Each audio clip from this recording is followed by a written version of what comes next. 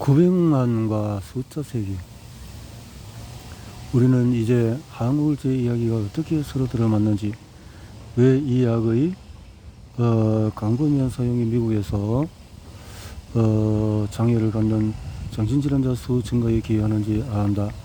단기간 항우울제를 복용하는 사람들은 자신의 증상 완화를 스스로 파악한다. 그들은 의사들이 그러듯이 이를 약이 효과적이라는 증거로 생각할 것이다. 그러나 이러한 증상의 단기 개선은 위약을 처방받은 환자의 에서보다 현저하게 크지 않으며, 이러한 초기 사용은 문제가 되기도 하는 장기 처방의 과정에 들어서게 한다.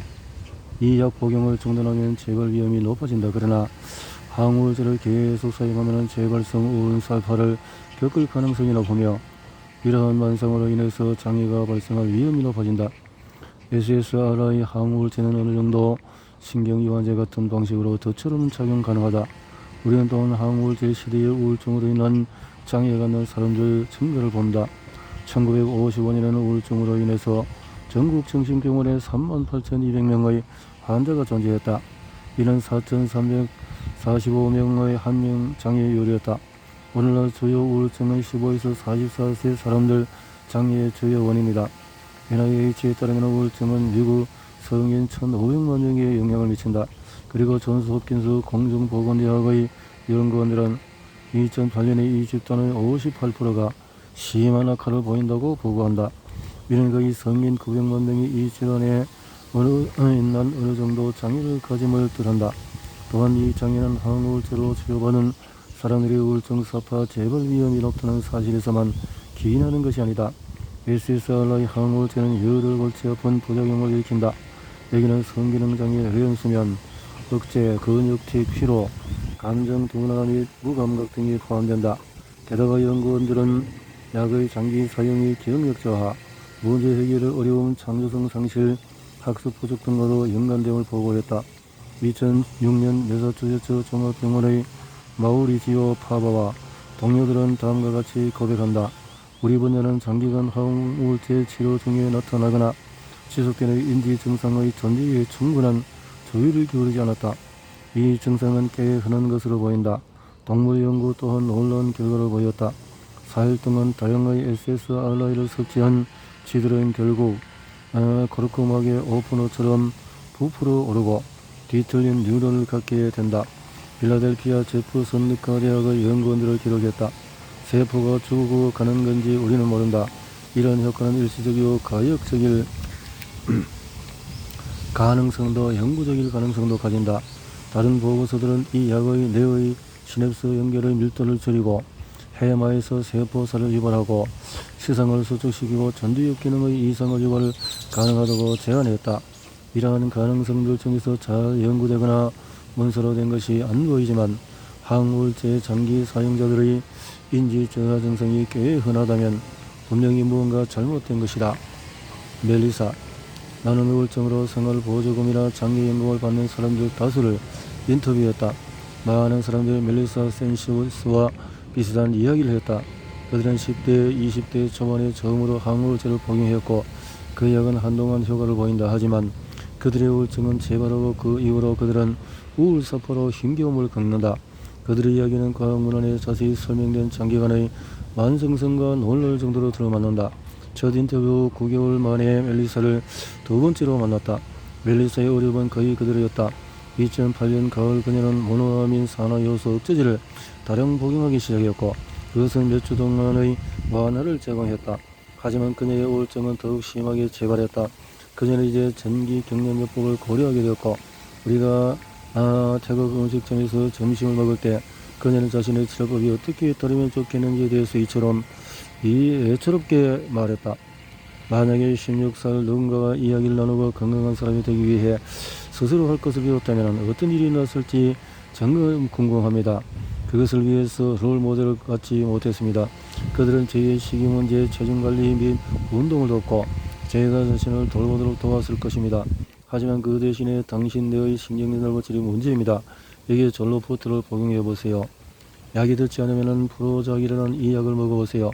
그래도 안 들어간 이 백사라는 약을 쓰세요. 그 이후에 제가 잠을 자는 것이 편들 때는 수면 요도제를 먹어보세요 라는 말을 들었습니다. 그녀 목소리는 여느 때보다도 애절하게 들린다.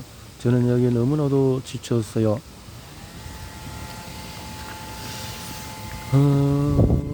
너무나도 지쳤어요. 9장에서 양극성 급증. 나는 의학의 역사에 잘못으로 판명된 행동을 의사들 대부분이 행한 많은 사례들을 지적하고 싶다.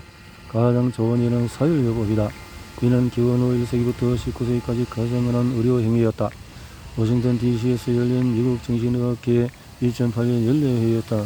매일 기자회견이 진행되고 앞으로 다가올 발표가 이루어졌다. APA 지도자들이 참석한 기자들과의 과학 작가들에게 정신과 치료가 작동하고 효과적이며 정신질환이 심혈관 질환이나 암처럼 실제하는 질병이라는 메시지를 대중에게 알리도록 도와달라고 촉구했다고 APA 회장 캐롤린 러비노비치는 말했다. 우리는 환자 가족들에게 이 소식을 전하도록 파트너로서 협력해야 한다. 언론이 중요한 역할을 맡는다고 차기 회장 나다로건 스토트랜드로 설명한다. 대중은 잘못된 정보에 취약하기 때문이다. 그녀는 기자들에게 강조했다. 정신질환은 현실이고 정신과 치료는 효과적이며 우리 데이터가 의학 다른 분야와 같이 경과함을 대중에게 알리도록 도와달라. 비록 이 책이 약이 병이 되는 시대가 APA 연도하는 파트너십 모델에서 잘 맞을 것 같지는 않았지만 나는 모든 발언을 내 공책에 휘갈겨 썼다. 그리고서 나는 매일 거대한 전시장을 한가로이 거닐었다.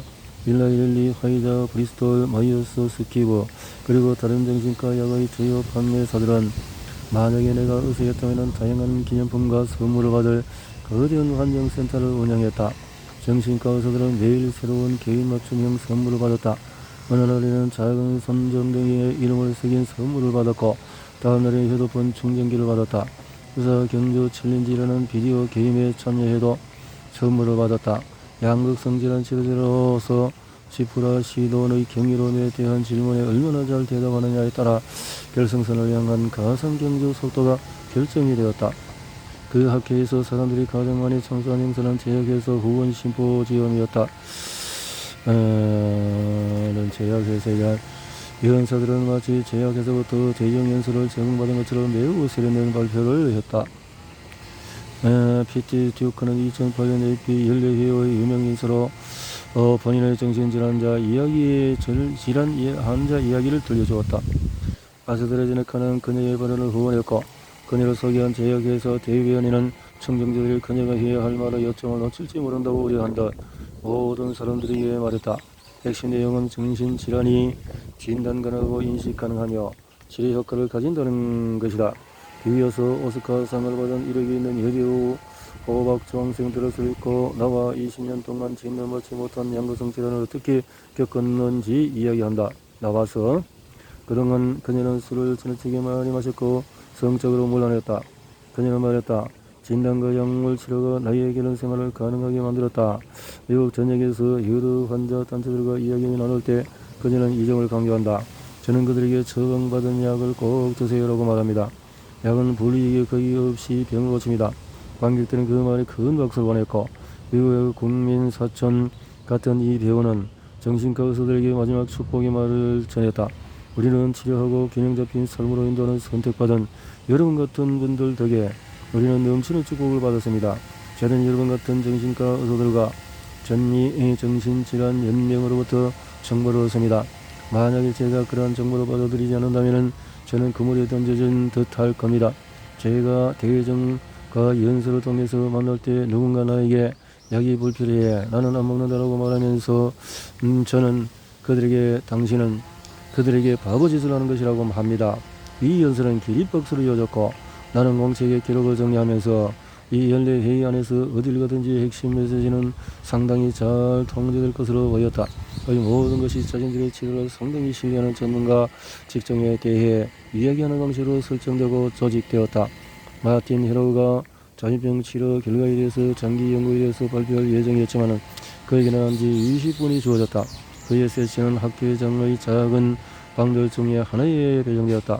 그의 발표는 규칙의 유일한 예외일 것이다. 그래서 나는 화요일 오후에 양극성장애의 항우울제라는 제목의 포럼을 보기 위해 사람들로 붐비는 조금은 더 큰 방으로 비집고 들어가면서 어떤 놀라운 것을 듣게 되리라고 기대하지 않았다.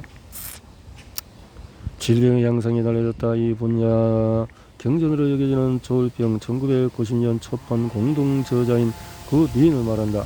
오늘 우리는 초판에서 밝힌 것보다도 훨씬 더 빠른 급속순환, 훨씬 더 많은 혼조성 양상. 이 연설을 시작으로 1시간 동안 거의 성서가 이루어졌다. 이런 모든 연서들이 항우울제가 양극성 환자들에게 재앙 같다드는데 동의하지는 않았지만은 이것이 공통주제였고 아무도 지난 20년 동안의 양성 질환의 치료 경과가 눈에 띄게 악화했다는 굿민의 결론 여약에 의문을 제기하지 않았다.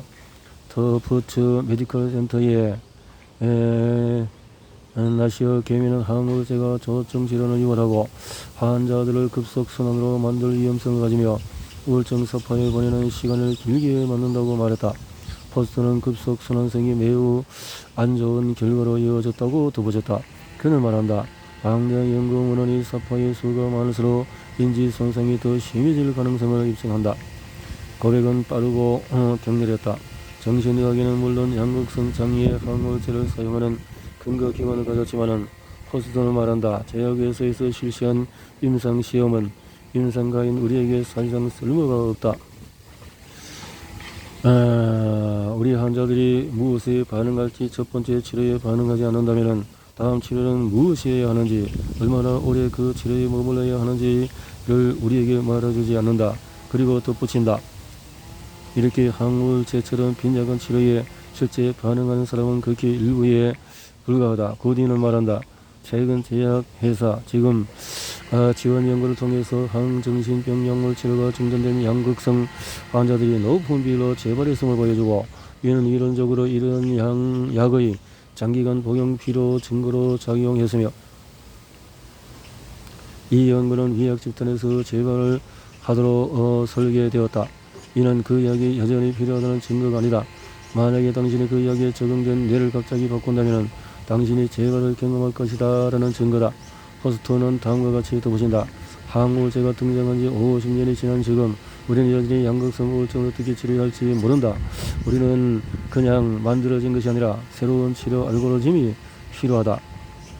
이 모든 것은 커튼이 젖혀지면 전능한 마법사가 아닌 쇠약한 노인으로 밝혀지는 영화 오즈의 마법사 장면과 흡사했다. 양극성 질환에 대한 치프라 시돈 약의 경이로움에 대한 유지어 개임 질문에 답하면서 화이저의 한영센터에서 아침을 보낸 청정 누구에게나 충격적이었을 것이다. 30년 전 슈나이더 베리 존슨은 약물 유발 초감염성 정신증에 대한 이야기로 정신의학계를 뒤흔들었다. 이제 정신의학계는 양극성 질환의 치료 경과가 30년 전보다 더 나빠졌고 항우울제가 범이 될 가능성이 높다는 사실을 직시하라는 요청을 받았다. 정신자극제도 양극성 환자 악화가 가능할 것이 보였고 마침내 개미는 청정들에게 정신의학은 정신과 약 사용에 대한 히포크라테스적인 접근법을 채택해야 한다고 말했다. 그 접근법은 그 약의 처방이 장기적으로 진정 유익하다는 명백한 근거가 나오지 않는 한 처방을 중단하도록 요구하는 것이다. 처방을 중단하도록 요구하는 것이다.